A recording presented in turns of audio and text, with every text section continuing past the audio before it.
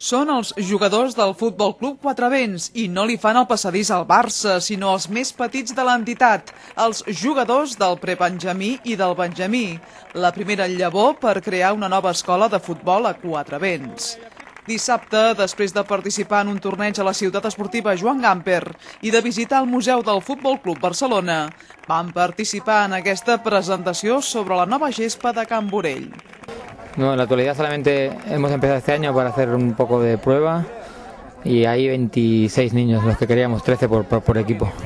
Se trata de empezar a hacer cantera. Se trata de empezar a hacer cantera y tenemos campo y ahora vamos a por el resto. Vamos a intentar hacer un club grande en la medida que podamos. A més dels petits, lògicament, qui també es va fer la foto de família dissabte va ser el primer equip del club, que juga a segona regional. Després de 4 jornades seguides guanyant, inclòs el 3-1 que van aconseguir davant del Sant Antoni de Calonja el mateix dissabte, el club ja assumeix clarament l'objectiu de pujar de categoria. Hasta ahora hemos tenido bastantes lesiones, pero desde hace 3 jornadas hemos pillado un ritmo bastante bueno, hemos hecho últimos fichajes, hemos incorporado a Manu del Blanes, a Ángel Serrano y a Josep Stoll del Tordera y el equipo ha dado un salto de calidad importante.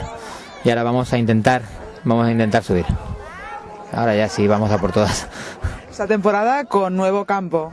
Con nuevo campo y muy agradecidos por tenerlo y intentar que valga la pena. Ya que lo tenemos, vamos a darle el máximo rendimiento que podamos. Vamos a intentar sacarle el máximo rendimiento que podamos. Després d'aquest partit, el Quatre Vents, igual que la resta d'equips de la ciutat, tindrà descans fins al mes de gener.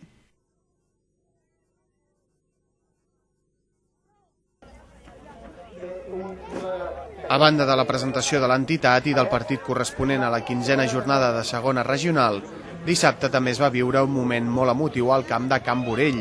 Va ser quan el veterà periodista Albert Ros va rebre una distinció per la seva tasca de difusió de l'esport blanenc, una tasca que desenvolupa des de fa 26 anys.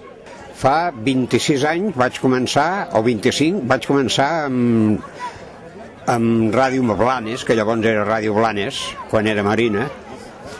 Després, ja fa 15 anys, vaig passar a l'esport, al diari Esport de Barcelona, i al periòdico, també de Barcelona, i cap de 2 anys ja vaig passar a ser el cronista esportiu del Recull.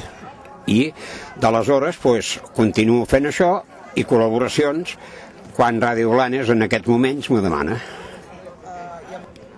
Primero porque se lo debíamos, era una cosa que le habíamos prometido y lo teníamos que cumplir porque somos hombres de palabra.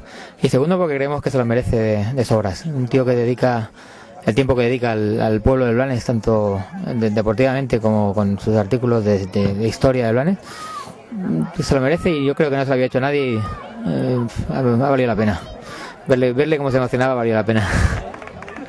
A banda de la seva faceta com a periodista esportiu, val a dir que Albert Ros és el soci número 2 del Club Deportiu Blanes de Futbol, un carnet que té des de fa 59 anys. A més, abans de fer-se'n soci, va ser empleat del club des dels 8 fins als 14 anys.